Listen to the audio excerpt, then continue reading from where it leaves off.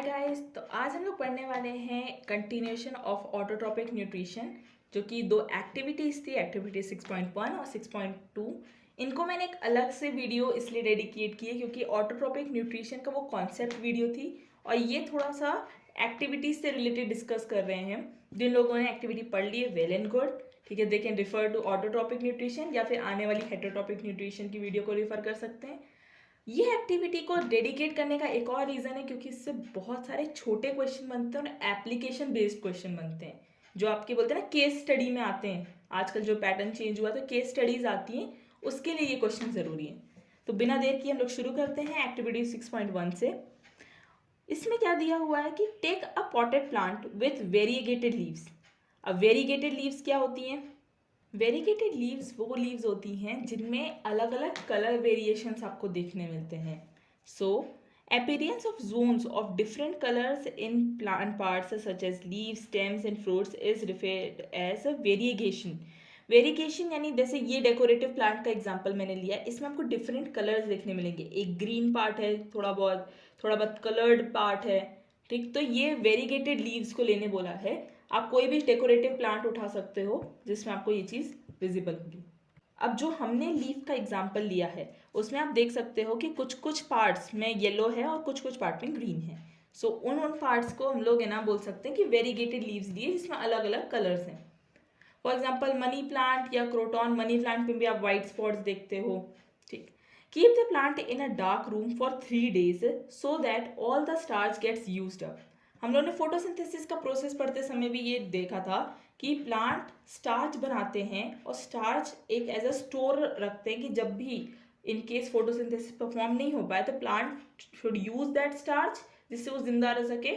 मतलब हमने फोटोसिंथेसिस के प्रोसेस में पढ़ा था कि प्लांट स्टार्च बनाते हैं, ग्लूकोज, स्टार्च या ग्लूकोज, और उसे कुछ स्टोर रखते हैं अपने पास इन केस ऑफ इमरजेंसी, जब फोटोसिंथेसिस परफॉर्म नहीं हो पाएगा। जैसे कि इस डार्क रूम के केस में we have absence of sunlight, तो उस केस में कौन सा यूज करेंगे? वो लोग स्टार्च यूज करेंगे just to keep the plant alive. Now keep the plant in sunlight for about 6 hours। अब हमने वापस इसको एक सनलाइट प्रोवाइड करी तो अब वापस क्या होगा? फोटोसिंथेसिस होना शुरू होगा, स्टार्च बनना शुरू होगा, ठीक। Pluck a leaf from the plant, mark the green areas in it and trace them on the sheet of paper. आप लीफ को पेपर पे रखो, ठीक, और फिर ना वो एरियाज मार्क कर दो। पहले लीफ का एक ऐसा आउटलाइन बनाओ और वो एरियाज रफली मार्क कर लो जहां जहां आपको ग्रीन पोर्शन दिख रहा था। क्योंकि हमने एक वेरीगेटेड लीव्स ली है तो ये जरूरी है मार्क करना कि कहाँ का पोर्शन ग्रीन है। अब हमने मार्क कर लिया। Then dip the leaf in boiling water for few minutes. After this immerse it in a beaker containing alcohol. ये भी इंपॉर्टेंट है, किसमें हम लोग डिबा रहे हैं इसे? एल्कोहल में, ठीक। Carefully place the above beaker in a water bath. Water bath यानी उबलते हुए पानी में है ना हम लोग को डाल देना उस बीकर को, ठीक। And heat till the alcohol begins to boil. हम लोग डायरेक्टली एल्कोहल को बॉइलिंग या फिर बर्नर के ऊपर नहीं रखते हैं because it might cause the break of beaker, क्योंकि अल्कोहल बहुत जल्दी वॉलेटाइल होता है तो आग लग सकती है, या बहुत गर्म हो जाएगा बीकर तो बीकर फूट जाएगा। इसलिए हम लोग डायरेक्टली प्लेस नहीं करते। ये भी एक एप्लीकेशन वाइज क्वेश्चन है, ठीक। और दूसरा हम लोग क्यों डाल रहे हैं? देखो, what happens to the colour of the leaf and what is the colour of solution. इसका आंसर मैंने नीचे वाली एक्टिविटी में लिखा था। When a leaf is boiled in alcohol या ethanol, ethanol is the organic name of alcohol, ठीक। It helps to extract chlorophyll and helps remove the green color of the leaf। हम लोग ग्रीन कलर क्यों निकाल रहे हैं? To observe कि test का रिजल्ट क्या होगा। After the removal of chlorophyll, the color of the leaf changes to white, यानी पूरा क्लोरोफिल पिगमेंट हट जाता है, ठीक। वो एल्कोहल का जो सोल्यूशन है ग्रीन हो जाएगा, क्लोरोफिल हट जाएगा तो, और हमारे पास एक प्लेन वाइट लीफ बच जाएगी, ठीक। And it is easy to observe the change of the colour. अब चेंज ऑफ द कलर क्या? आयोडीन स्टार्च टेस्ट में होगा हमारे साथ चेंज इन कलर, आगे हम लोग पढ़ते हैं अभी। Now dip the leaf in the dilute solution of iodine. अब आयोडीन के डाइल्यूट सोल्यूशन में लोग डिप करेंगे लीफ को और फिर प्लेन वाटर से रिंस कर देंगे उसको, rinse of the iodine solution. Observe the color of the leaf and compare this with the tracing of the leaf done in the blingring। Observe the color of the leaf and compare this with the tracing of the leaf done in the beginning. What can you conclude about the presence of starch in various areas of leaf? अब हमने पहले क्या किया था, उस reason को mark किया था जहाँ पे ग्रीन कलर था, ठीक। आयोडीन टेस्ट के बाद हुआ क्या, जहाँ जहाँ तुमने ग्रीन कलर मार्क किया है वो अब कौन से में कन्वर्ट हो चुका होगा, ब्लू, डार्क ब्लू कलर आ चुका होगा आयोडीन स्टार्च टेस्ट के बाद, ठीक। अब पहले ये पता लगाना जरूरी कि ये डार्क ब्लू कलर आता क्यों है, ठीक। The iodine starch test is a The iodine starch test is a chemical reaction that is used to test the presence of starch for iodine. The combination of starch and iodine is intensely blue-black. यानी ये ऐसे type का कुछ helix structure बनता है, ठीक। ये आपको पढ़ने की और याद रखने की ज़रूरत नहीं, ये एक बोलते ना अमेजिंग फैक्ट की तरह याद रख सकते हो आप कि इतनी इंटरेस्टिंग हो सकती है केमिस्ट्री, कि आयोडीन के मॉलिक्यूल्स है उसके अराउंड स्टार्च है ना एक हेलिक्स फॉर्म करता है, और ये जो कंपाउंड है यही ब्लू ब्लैक कलर देता है जो हम लोग ऑब्जर्व करेंगे। अब नाउ द क्वेश्चन इज कि ये ब्लू ब्लैक कलर क्यों आया, मतलब ये सिर्फ उसी किस रीजन में, क्वेश्चन है कि ये ब्लू ब्लैक कलर हमने किन रीजन में ऑब्जर्व किया।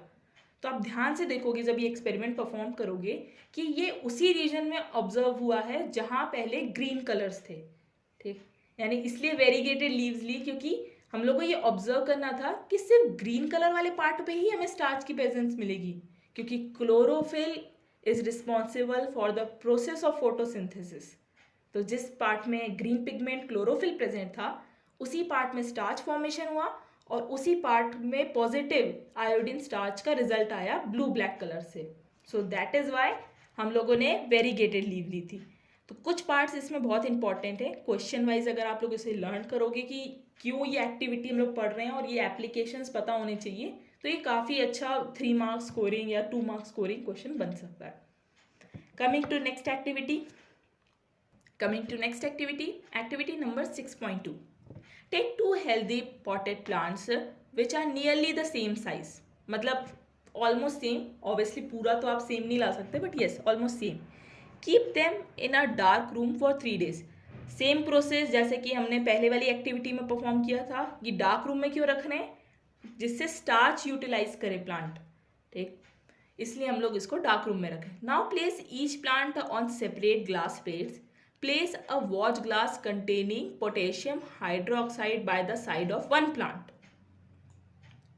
अब ये पोटेशियम हाइड्रोक्साइड क्यों रखा गया है? Potassium hydroxide is used to absorb carbon dioxide. हम लोगों को ये प्रॉपर्टी पता होनी चाहिए पोटेशियम हाइड्रोक्साइड की कि it is highly reactive compound and it reacts with carbon dioxide of the bell and forms its carbonate.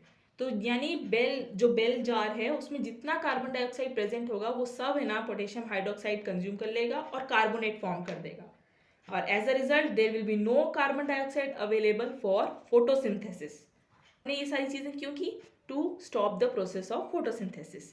Cover both the plants with separate bell jars. Use Vaseline to seal the bottom of the jars to the glass plate so that use Vaseline to seal the bottle. Use Vaseline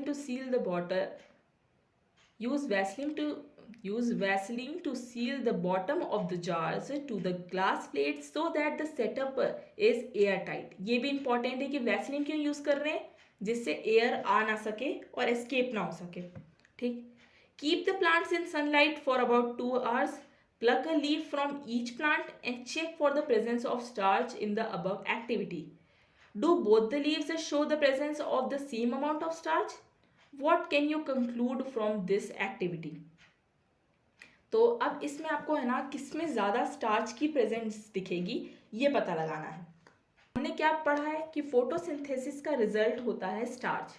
तो इनमें से किसमें photosynthesis perform होगा? जिसमें वो तीनों vital condition होगी जो फोटोसिंथेसिस के लिए नेसेसरी है, ठीक। सनलाइट, कार्बन डाइऑक्साइड, ठीक है, और वाटर मिनरल जो उन्हें सॉइल से मिल ही रहे थे। तो वाटर मिनरल तो दोनों में मिल रहे हैं, सनलाइट भी दोनों में मिल रही है, पर हमें क्या नहीं मिल रहा है अभी एक प्लांट में? कार्बन डाइऑक्साइड नहीं मिल रही, क्योंकि that is consumed by potassium hydroxide.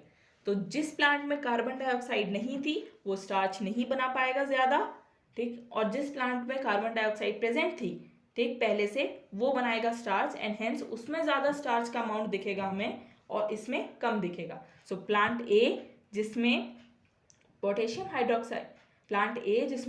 Hydroxide रखा हुआ था उसमें स्टार्च की प्रेजेंस कम होगी, और प्लांट बी जिसमें नहीं रखा हुआ था और उसके पास carbon dioxide, sunlight, water mineral सब थे फोटोसिंथेसिस के लिए, उसमें स्टार्च की प्रेजेंस ज़्यादा होगी. हेंस इसमें आयोडीन स्टार्च टेस्ट में बी में आएंगे ज़्यादा ब्लू ब्लैकिश स्पॉट्स और ए में आएंगे कम या फिर रेडिश ब्राउन कलर देगा वो आपको.